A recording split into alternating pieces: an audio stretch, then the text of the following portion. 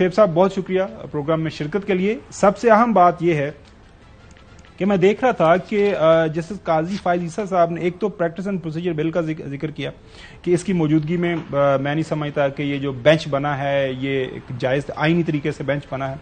اس کے علاوہ انہوں نے کچھ ذکر کیا کہ جی ایک فیصلہ دیا تھا, ایک سپریم کورٹ کا فیصلہ شاید انہوں نے فیصلہ دیا تھا, وہ آپ کو یاد ہوگا کہ سپریم کورٹ کے چیف جسٹس کے سو موٹر نوٹس لینے کے حوالے سے کیس کوئی اور تھا, اس کے اندر انہوں نے اپنا فیصلے کے اندر شامل کر دیا تھا کہ وہ اس کو بھی کوئی اہمیت نہیں دی گئی, اس لیے میں یہ سارا کچھ ہوا. تھوڑا آنکھوں دیکھا حال بتائیں, کیسے معاملہ شروع ہوا, کیا ہوا, وجہ کیا بنی؟ دیکھیں, آرگومنٹ شروع ہونے سے پہلے ہی, جیسے آپ کے پاس انفارمیشن ہے پوری میڈیا کے پاس تھی, آرگومنٹ شروع ہونے سے پہلے ہی اٹارنی جنرل صاحب کو بلایا اور قاضی فائز عیسیٰ صاحب نے کہا میں کچھ کہنا چاہتا ہوں, اور وہ جو کہنا چاہتے تھے انہوں نے اس کے مختصر الفاظ میں اپنی پوری تفسیر بیان کی, جس میں لب لباب یہی ہے جو آپ نے فرمایا کہ پریکٹس اینڈ پروسیجر بل کے اوپر وہ ایک ایکٹ بن گیا ہے لیکن اس کے اوپر اسٹے آرڈر ہے.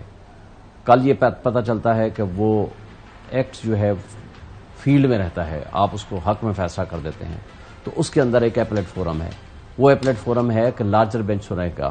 اب اگر 9 جج یہ بیٹھے ہیں, ٹوٹل 17 جج ہیں, تو وہ 8 سے تو اس کا فیصلہ نہیں کر سکتے, لہٰذا ایک ون آف دی ریزن یہ ہے. دوسری ایک انہوں نے کہا کہ فرض کرو کل آپ یہ کہتے ہیں کہ نہیں یہ انکانسٹیٹیوشنل ہے, یہ جو بل ہے آپ اس کو ختم کر دیتے ہیں, تو پھر تو ہم بیٹھ سکتے ہیں, پھر تو بات درست ہے.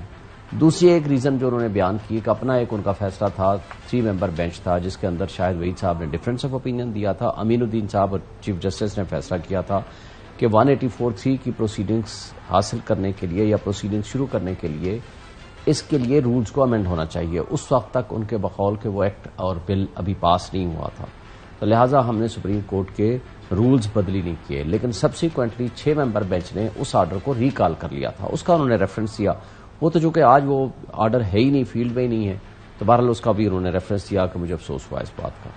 تو ان ریزنز کی بنیاد پر میں ریکیوز نہیں کر رہا اپنے آپ کو, لیکن میں اس بینچ کا حصہ نہیں بننا چاہتا ہوں, اس بینچ کو میں کانسٹیٹیوشن نہیں سمجھتا, تو لہٰذا میں اس پہ اچھا آپ نہیں سمجھتے کہ ایک جسٹیفائڈ آرگومنٹ ہے ان کی طرف سے؟ بہرحال ہمیں کہ respect of the designated chief justice ہیں, وہ ہی از دا چیف جسٹس ڈیزگنیٹڈ.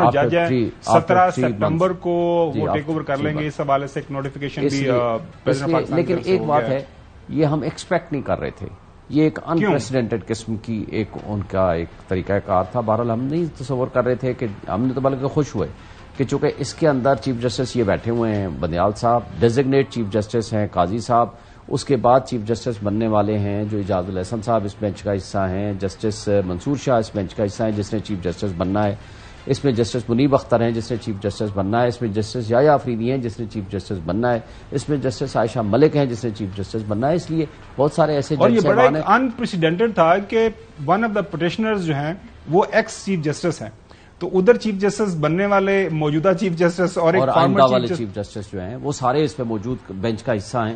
تو میرا خیال ہے کہ یہ بڑا ایک امپورٹنٹ کیس تھا. دیکھیں, لوگوں کے بنیادی انسانی حقوق معطل ہوئے ہیں, سویلینز کے کیسز اٹھا کر کے ملٹری کو دے دیے گئے ہیں اور ملٹری والے لوگ لے کر گئے ہوئے ہیں, لوگوں کا پتہ نہیں ہے کون کدھر ہیں, یہ نہیں پتا. اس کے اوپر میں دوبارہ آپ کے پاس آتا ہوں. کورٹس نے جب یہ کہا ہے کہ دیکھیں, میں سمجھتا ہوں کہ یہ تو مطالبہ رہا ہے ہمیشہ بار کونسلز کا, بار ایسوسیشنز کا, ہم سب لوگوں کا کہ جی سینئر موسٹ ججز کو شامل کیا جائے.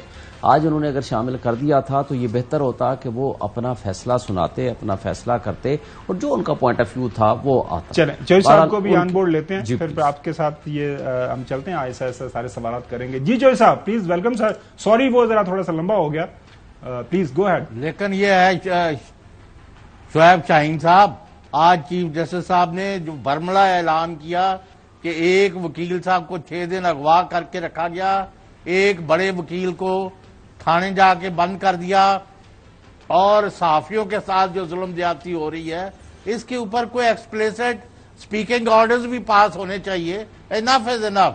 آج بھی میرے پاس آدھی درجن شکایات ہیں, اور کسی کے گھر میں 25 لوگ گئے اور اس کی وفاداریاں تبدیل ہو گئی. صبح ابھی اناؤنسمنٹ آ رہی ہے, کسی کا کچھ ہوا, کسی کا کچھ ہوا, کسی. پلیز کب تک ہم تماشائی بن کے بیٹھے رہیں گے؟ دیکھیں, اس میں آج چیف جسٹس صاحب نے بڑا اچھا بولڈ سٹیپ لیا اور اس میں بڑی اچھی بات کی. بلکہ میں تو کل ایک پروگرام میں بھی میں نے ایک لحاظ سے تنقید کی تھی کہ چیف جسٹس صاحب کو اس پہ نوٹس لینا چاہیے تھا. ایک وکیل نے سپریم کورٹ میں پٹیشنز فائل کی اور اس کو اٹھا کے لے گئے. 7 دن بعد اس کی ریلیز ہوا ان کو, اور ان کو کہا کہ جاؤ یہ کیس واپس لے کر آؤ, اور اس نے سپریم کورٹ میں اپنی اپلیکیشن دی کہ جی میرے ساتھ یہ ہوا ہے. سپریم کورٹ نے اٹارنی جنرل کو کہا ان تمام باتوں کا آپ جواب دیں.